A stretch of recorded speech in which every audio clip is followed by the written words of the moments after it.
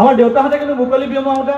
এইটো বেলেগ হ'ব লাগিব নাচনীয়ে আপোনাৰ এনেকৈ সোমাই যায় আৰু আহাৰতে গায় সোমাই যায় ঢুলীয়াও লগতে সোমাই যায় কাৰো অনুমতি বা কিবা নাজানো আমি কিন্তু সৰু কালটো ছাৰ তেনেকৈ শিকিলোঁ যদি শিকিলোঁ সেয়া ভুলকৈ শিকিছিলোঁ নেকি ছাৰ নহয় ঠাই ভেদে আলোচনী কৰিছোঁ আজি আপোনালোকে যিটো পথালি নাচ দিব হয় ছাৰ আপোনালোকে চাওক আমি এটা বিতৰ্ক কৰা নাই ময়ো ছাৰ বিতৰ্ক কৰা নাই আমি এতিয়া ধৰক মই আজি শিকিছোঁ আজি যিটো পথালি নাচ তেওঁলোকে আমাৰ কিমানটো হ'ল নৱম আপোনালোকে 9 নম্বৰ কৰিছে হয় হয় ছাৰ গতিকে আজোৱাই কোনো পথালি নাচ দিয়া নাই আপোনালোকক দিছে আপোনালোকৰ মই কৈছোঁ পথালি নাচ কিয় দিছে এনেকৈ যিটো হয়তো ছাৰ আমাৰ আঞ্চলিক বৈশিষ্ট্য আখিলে গতিকে আপোনালোকৰ সেইটোতো আমি বাধা দিয়া নাই নহয় ছাৰ মই এই কথাটোকে ক'লোঁ কাৰণ আমাৰ দেউতাহঁতে কিন্তু নাচনি যে ভাগ ভাগকৈ মৰা নাছিলে এতিয়া আমাৰ দেউতাহঁতক আমি ভুল বুলি মানি ল'ব লাগিব নেকি আজি তাৰিখত ছাৰ মই সেই কথাটোহে মানে জানিব বিচাৰিছোঁ আমি বিতৰ্ক কৰা নাই আমি আপোনালোকৰ পৰা শিকিব বিচাৰিছোঁ যে এইটো এনেকুৱা যদি হয় আমি মানি ল'বলৈ বাধ্যগত হ'ব লাগিব গতিকে আমি নহয় ছাৰ মই আপোনাক ভুল বুলিও কোৱা নাই মানে মই এইটোৱে জানিব বিচাৰিছোঁ এনেকুৱা মন্তব্য ধৰক আপুনি আজি ক'লে কালি সোমনাথ ছাৰ এজন ক'লে কাইলৈ বেলেগ এখন মঞ্চত বেলেগ এজনে বেলেগ ক'ব আমি আচলতে প্ৰকৃততে কোনটো কৰিম ছাৰ মই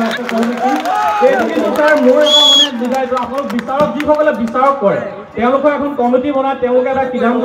লোৱাটো উচিত তেতিয়াহে আমি বিহু দল জীয়াই থাকিব নহ'লে আমি বিহু এৰি দিব লাগিব ছাৰ আমি বিহু শিক্ষানীতি জন্ম হৈছে 2010 চনতে বিহু শিক্ষানীতি জন্ম হৈছে আৰু বিহু আমাৰ ভাগ ভাগ আছে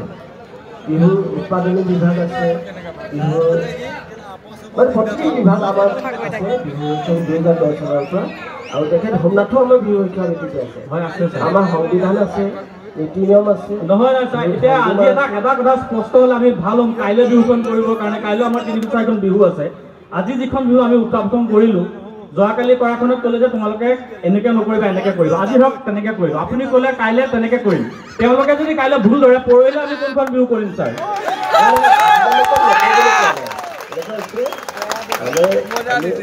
বেছি বিতৰ্কলৈ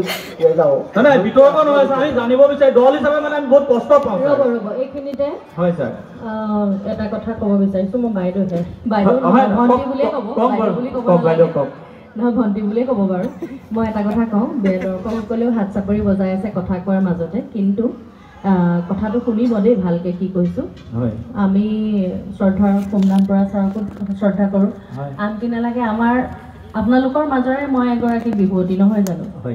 গতিকে আমি আটাইৰে কথাবোৰ হয়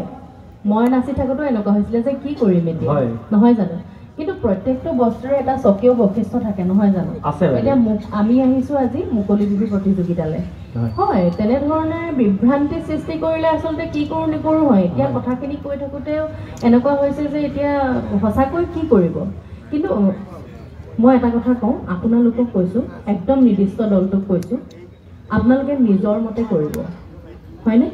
আপোনালোকে নিজৰ মতে কৰিব আপোনালোকে জানে নহয় মুকলি বিহু কি সেইমতে কৰিব হ'বনে তাৰমানে কি হ'ল আমি বা আপোনালোকেও জানে যে মুকলি বিহু বিহুৱাসকলে সেই কাষে কাষে মাৰিছিলে হয় ককা দেউতাসকলৰ দিনত বা আমিও গাঁৱত যেতিয়া এতিয়া হুঁচৰি বিহু বুলিও কৰিলে আপোনালোকে জানে কোনোবাই বিহু হুঁচৰিও কৰিলে হয়নে নহয় বিভিন্ন খেলি মেলি আগতে কিন্তু অকল হুঁচৰি বুলিয়ে কৈছিলে হুঁচৰি এটা মাংগলিক অনুষ্ঠান তাৰপিছত ক'ৰ পৰা নাচনি আহি সোমালে কোনো বিশেষজ্ঞই আজিলৈকে উলিয়াই দিব পৰা নাই পাৰিছেনে বাৰু নাই পৰা আমাৰো বিভ্ৰান্তি গতিকে এতিয়া কথাটো এনেকুৱা ধৰণৰ হ'ল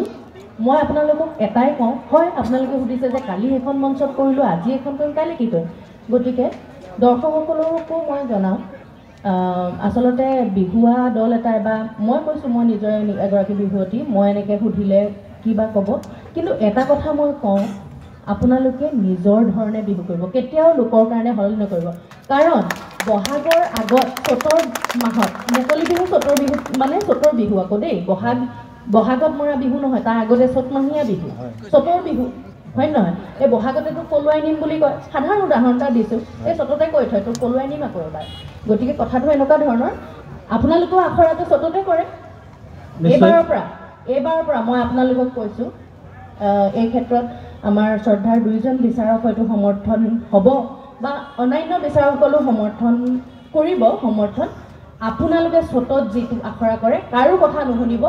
সেই ধৰণে গোটেই প্ৰতিযোগিতাসমূহ কৰিব হ'বনে এতিয়া মানে হয় এইটো হয় এতিয়া আপুনি হুঁচৰিৰ কথা ক'লে হুঁচৰিটো সচৰাচৰ ধৰক শিৱসাগৰ চাইডে বা অন্য চাইডে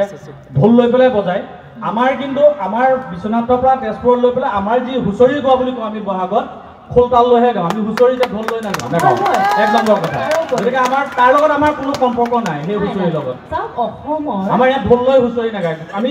ঢোল লৈ খোল লৈহে হুঁচৰি গাওঁ কোনো কাকো ভুল বুলি হয় এইটোৱে ছাৰ সেইটোৱে বাইদেউ হুঁচৰি আপোনালোকে জানে হয়তো মৰাণ আমাৰ অসমখন বিভিন্ন জাতি জনজাতিৰ মিলনভূমি নহয় জানো মৰাণসকলে এবিধ ধৰ্মীয় হুঁচৰি গায় 10 বছৰৰ মূৰত এখন গাঁৱত 10 বছৰৰ মূৰত এটা হুঁচৰি গায় মৰাণসকলে যি ধৰ্মীয় হুঁচৰি বুলি কয় তাত আকৌ আপোনাৰ হুঁচৰি গাবলৈ যোৱা এমাহৰ আগৰ পৰা খাদ্যাভ্যাসৰ পৰা আদি কৰি তেওঁ থকা মেলাৰ পৰা আদি কৰি যি হুঁচৰি গাব সাংঘাতিক ধৰণৰ হুঁচৰি মানে সাধাৰণভাৱে হুঁচৰি নহয় হয়নে নহয় এতিয়া অসমখন ইমানেই বাৰে ৰহণীয়া গতিকে এতিয়া আজি তেজপুৰৰ এই নাচটো দিলে যে মোৰ একদম নাচো নাচো লাগি গৈছে দেখি সেইটোতো আমি নুই কৰিব নোৱাৰোঁ হয়নে নহয় গতিকে সেই তেনেকুৱা ধৰণৰ মই আপোনালোকক কৈছোঁ যে আপোনালোকে প্ৰথমতে যিখন বিহু অনুশীলন কৰিব হয় ইমান কষ্ট কৰিছে গোটেই মাহটো কষ্ট কৰিব আপোনালোকৰ একো নহ'ব সেইটোতো নহয় হয়নে নহয় অন্ততঃ বিহু দলটো চলিবতো লাগিবনে চলিব গতিকে সেইকাৰণে কৈছোঁ আমি বিভিন্ন কথাৰ মানে কথাবোৰ কি হয় এটা সমাধান পৰ্যায়লৈ যাব লাগে আপুনি ককাইদেউ যিটো কথা সুধিছে যে কি কৰিম এতিয়া কওকচোন মই কৈছোঁ মই আজি বিচাৰকৰ এখনত আছোঁ মই কিন্তু আপোনাক ককাইদেউ বুলি সম্বোধন কৰিছোঁ নিশ্চয়কৈ আপুনি ককাইদেউৱে হ'ব এইটো কৰিব যে আমি চ'তৰ বিহুত চ'তত যিটো অনুশীলন কৰিছিলোঁ বহাগত আমি সেয়াই কৰিম